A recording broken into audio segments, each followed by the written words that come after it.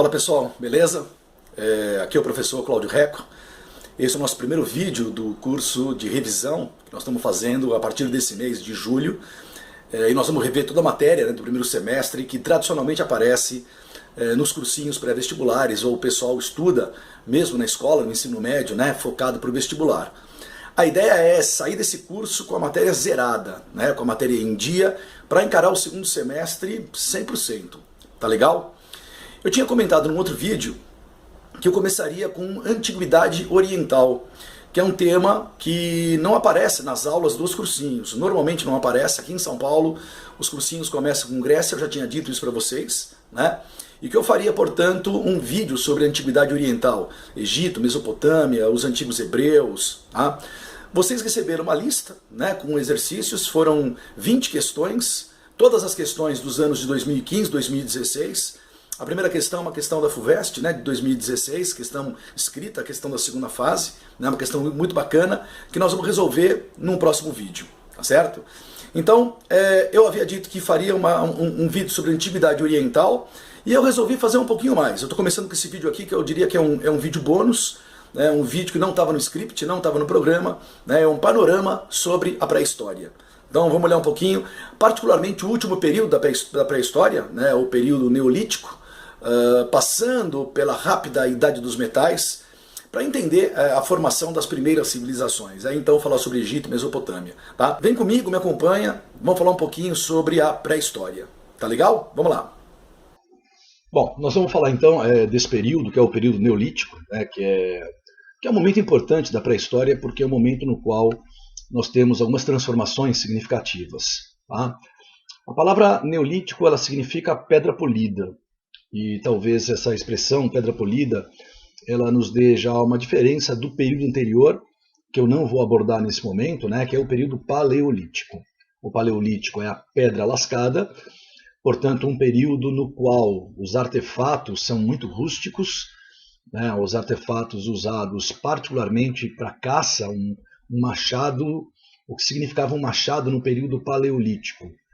Amarrar uma pedra na ponta de um pedaço de madeira, de um galho, o que para a época já parecia revolucionário. O período neolítico já é a pedra polida, já é a pedra trabalhada, já é a pedra afiada, já é a pedra pontiaguda, já é a pedra com maior eficiência no processo de caça. Então, quando se inicia esse período, aí por volta de 18 mil anos antes de Cristo, o homem ele começa a se utilizar, né, em alguns grupos humanos, não todos, da pedra polida, ou seja, ele melhora o seu artefato de caça e ele terá uma maior capacidade para caçar e, consequentemente, uma maior capacidade de sobrevivência. Vejam que esse período, o período neolítico, ele abrange aí aproximadamente de 18 mil a 5 mil anos, portanto, aí um espaço de 13 mil anos. Tá? E nesses 13 mil anos nós tivemos algumas transformações bastante significativas. Por exemplo, a Revolução Agrícola. Tá? A Revolução Agrícola ela implica num processo em que os grupos humanos aprendem a plantar, certo? E esse processo, esse aprendizado, em parte, ele é fruto da observação. Já havia, na maior parte das sociedades humanas dessa época, uma divisão de tarefas, né? Normalmente o homem caçava, normalmente as mulheres cuidavam dos alimentos, né? E as mulheres, ao cuidarem dos alimentos, ao cuidar de alguns animais, ao cuidar das crianças, as mulheres elas acabam percebendo que onde caem algumas sementes, onde caem alguns frutos, nascem novos. Muitos dizem que foram as mulheres que inventaram a agricultura, né, por terem feito, teoricamente, essa descoberta. É claro que há um certo exagero, mas, de qualquer maneira, né, não há uma agricultura inventada. De qualquer maneira, a descoberta da agricultura é fruto de um processo de observação. Agora, por que revolução? Imagina você se nessa época os grupos humanos, né, os homens e as mulheres, eles abrissem um buraco na terra com as próprias mãos, vamos exagerar um pouquinho, se eles jogassem ali as sementes, tapassem um buraco. De novo, vamos exagerar, imagina que eles carregassem a água com as mãos, uma folha de bananeira, para molhar aquela semente, né? Sabendo que, regando diariamente aquela parte da terra na qual eles jogaram as sementes, dali nasceria uma plantinha, dali nasceria um fruto. Imagina essa situação sem técnica, sem uma enxada, sem um balde, né, sem um canal de irrigação, sem um sistema de puxar água, de armazenar água. Né? Imagina ele da forma que eu descrevi. Abrir um buraco na terra com a mão, usar as próprias mãos para regar, né, mas sabendo que dali crescerá uma planta, dali ela terá um fruto. Essa ideia, essa percepção, esse conhecimento é revolucionário, certo? Isso é fundamental para uma série de grupos humanos que existiam nesse período, que viveram nesse período, né, mais ou menos de 18.000 a 5.000 anos, que é o período neolítico. Cuidado, todos os grupos humanos que viveram nessa época descobriram a agricultura? Claro que não. Né? Para alguns grupos esse desenvolvimento ocorreu, para outros não. Ele é um processo desigual, ok? Os grupos que primeiro desenvolveram esse conhecimento e a partir daí desenvolveram o plantio, desenvolveram a agricultura, são os grupos que estão localizados na região que hoje nós chamamos de Oriente Médio, né? Às margens de grandes rios, tá certo? Então o homem ele passa a ter um pequeno domínio sobre a natureza, e isso será fundamental para que ele se sedentarize. Até então o homem ele era nômade, né? Vivia da caça, se deslocava, e agora ele vai se sedentarizar. Quando nós pensamos na sedentarização, nós pensamos na revolução urbana. Então são dois processos integrados, são dois processos complementares, um não existe sem o outro. Tá? A palavra urbana, para nós, principalmente nós que vivemos em grandes centros, né, vivemos em cidades, ela representa, para nós muitas vezes, ela representa o lugar onde tem as ruas, o lugar onde estão as casas, né, o lugar onde tem o comércio, o lugar onde se aglomeram as pessoas. Né? E aqui nós temos uma gravura, na verdade apenas uma gravura, eu coloquei aqui nesse vídeo, tá? Mostrando um pouquinho o que significa a revolução urbana. Significa você construir sua moradia, você se estabelecer numa certa região, que é a região na qual você planta, e que é a região na qual você obtém água, mesmo em épocas onde não ocorrem as chuvas. Porque como é que você consegue obter a água? Nos rios. Então os homens tenderam a se estabelecer próximo, né, aos rios, que mesmo em período em que não chove ou chove muito pouco, né, podiam se abastecer com as águas, podiam manter sua plantação, né, com essas águas dos rios. Então, revolução agrícola e revolução urbana são elementos que se complementam, né, são as duas grandes características do período neolítico. Okay? O homem passa a plantar, né, o homem se torna um produtor.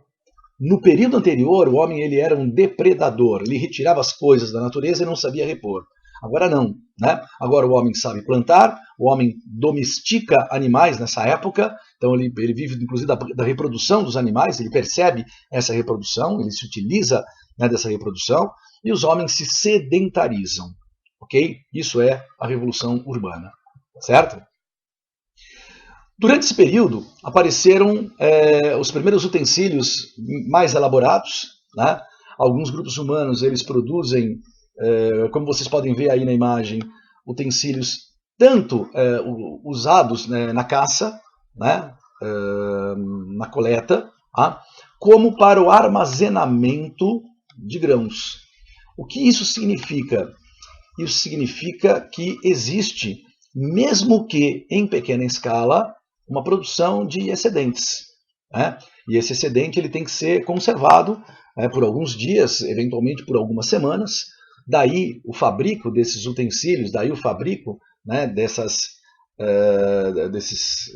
jarras, né, desses utensílios nos quais nós temos os grãos guardados. Vale a pena perceber a arte rupestre. Tá? Já apareceu em alguns vestibulares. A arte rupestre engloba qualquer representação artística na época da pré-história. Tá? Nesse caso aqui, não apenas no período neolítico, já no período paleolítico, nós encontramos principalmente pinturas, né, em cavernas. Certo? Na verdade, as pinturas nas cavernas são aquelas que duraram mais tempo. Com certeza, os homens dessa época, do Paleolítico e do Neolítico, também pintaram, também desenharam ao ar livre, né? Mas a própria ação da natureza acabou eliminando, né, esses vestígios. Enquanto que nas cavernas, isolados, protegidos pela própria desconhecimento, né, dessas regiões, essas pinturas permaneceram, né, elas foram preservadas. Tá? Elas servem de informação, né, a análise de um conjunto dessas pinturas servem de informação para a gente compreender um pouco do cotidiano, das crenças, né, dos rituais, da caça, da alimentação, né, desses povos pré-históricos. Construção. A construção arquitetônica ela está relacionada principalmente ao culto religioso. Aqui nós temos a imagem mais famosa, a imagem mais conhecida, né, que é esse conjunto que fica na Inglaterra, em Stonehenge, né, na forma circular. Hoje ele já não, essa imagem é uma imagem atual. Né? Na verdade, você encontra na internet a imagem reconstituída, né, com um círculo completo. E ele foi construído num período que para alguns povos já não é mais o Neolítico, né? Veja, por exemplo, olha a data ali, ó, de 1800 a 1400 a.C. Isso quer dizer que no Egito Antigo já tem imperador, já tem faraó, né? Isso quer dizer que você já tem os impérios da Mesopotâmia, a gente vai ver isso no próximo vídeo. Né? No entanto, nessa região da Europa, na Inglaterra, ainda se vive uma situação de Neolítico, é um período no qual, na região da Inglaterra, na região do norte da Europa, os povos estão aprendendo a agricultura, estão aprendendo a domesticar os animais, né, estão se sedentarizando, certo? A Idade dos Metais seria exatamente o último período da pré-história. A Idade dos Metais ela implicou no conhecimento, né, dos metais, do cobre, do bronze, e depois do ferro, né? E ela também permite um processo revolucionário. Né? A partir do momento que o homem começa a trabalhar com metais, ele aplicará o produto do seu trabalho tanto no plantio, na caça, mas como também na guerra. Né? Então, o controle sobre o domínio dos metais, a produção de artefatos de metais, foi fundamental para ampliar a capacidade de sobrevivência dos grupos humanos, assim como para ampliar o poder de conquista. E é claro que isso acaba influenciando, isso acaba permitindo com que determinados grupos dominem regiões mais férteis, dominem regiões melhores, se sobrepondo a outros grupos. Normalmente as guerras dessa época, elas ocorreram por conta dessa situação, né? A necessidade de se fixar em locais mais férteis, né, se fixar às margens dos grandes rios, né, se fixar em locais onde existiam as melhores pastagens. Tá legal? Então é isso, né? Como eu falei, é um pequeno vídeo, um vídeo curto, lembrando algumas características, alguns elementos importantes sobre esse período, né, que é a pré-história, em particular o período neolítico. Beleza, então é isso. Esse é um panorama relativamente rápido sobre a pré-história, né? E o nosso próximo vídeo trata então da Antiguidade Oriental. Tá? Aliás, já tem um segundo vídeo preparado sobre o nosso primeiro roteiro de estudo. Né? Vocês já receberam esse primeiro roteiro de estudo que trata do período clássico, ou melhor, ele parte do período clássico da Grécia Antiga, né? Entende um pouco o mundo grego e entende o imperialismo ateniense, principalmente, o chamado período das hegemonias, fazendo comparação, né, com outros povos, com outras civilizações de outras épocas, trabalhando um pouco aquilo que a gente costuma chamar de história comparada. Ok? Então esses são os nossos primeiros materiais. E vamos continuar estudando, vamos zerar essa matéria, vamos começar o segundo semestre com a força total. Beleza? É isso aí.